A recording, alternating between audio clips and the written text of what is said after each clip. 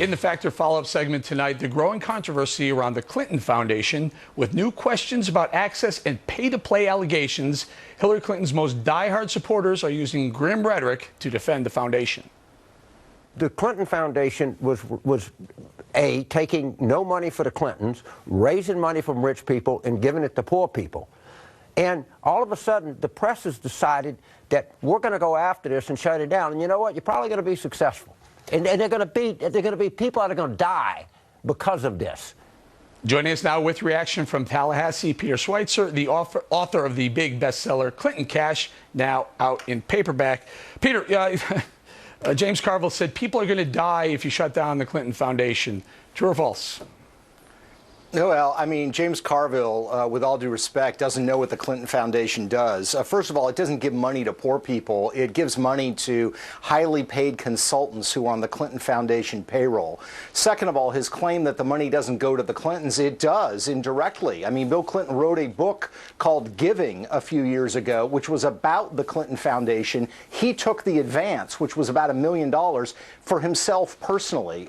And third, to the point that people are going to die, that is ridiculous. Clinton Foundation has done some good things. There are lots of other charities that are doing better things, and I think dollars will be better spent in other charities than at the Clinton Foundation. Now, Peter, we've heard a lot of the stories, some of the things that are going on, some of the things that the Clinton Foundation has done, pay to play, who knows, illegal, who knows. Do you think the FBI is investigating currently, and do you think there should be a special prosecutor?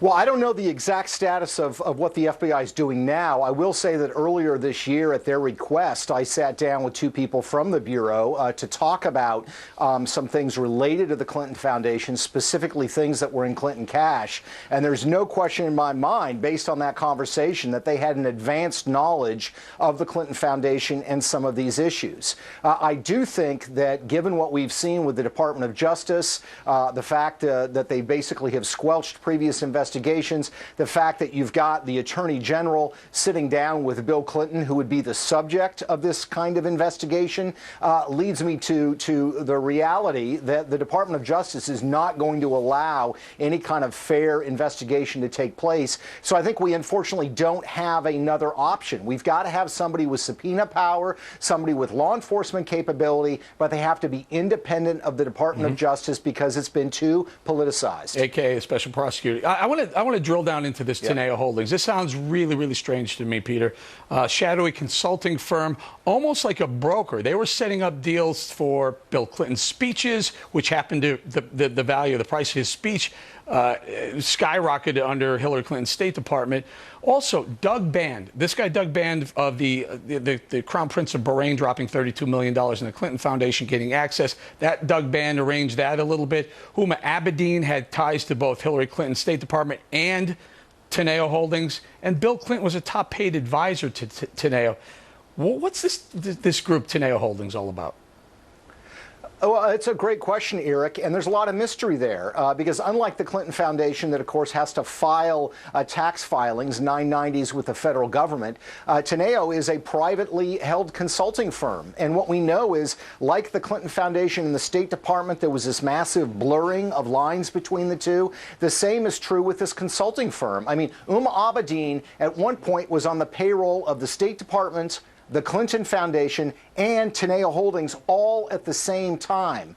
Doug Band, who is connected to the Clinton Foundation, helped set up Teneo, which of course puts Bill Clinton on the payroll. So it's all a mishmash. The reason we have ethical rules and laws to create clear lines is precisely to avoid conflicts of interest and corruption. And this is precisely what the Clintons did, is they blurred the lines where there are supposed to be clear lines. You know, corporations sometimes do that. They'll take a holding company, they'll throw it off overseas and do business through that, so it kind of shields the business from the American and the SEC. In fact, Teneo, is this a similar example of this? I mean, they're literally selling access through Teneo of Bill Clinton and Hillary Clinton. Yeah, and what I would ask people to do, Eric, is go look at their website. I mean, the website for this consulting firm is we open doors, we help get access, we help make things happen. And where are they set up? They are set up in political capitals around the world, and it is populated not so much with entrepreneurs and businessmen, but with ex-government officials that have relationships in their relative countries. Yeah, so it's a classic example of influence We peddling. got to go, but I find it wildly interesting that they started doing business, not when they were founded, but when they started doing business, 2009. Guess what year Hillary Clinton started being the Secretary of State? 2009. Peter Schweitzer, thank you very much. Directly ahead, the Trump campaign may have a new secret weapon, a Republican all-star who's teaming up with Trump. He joins us next.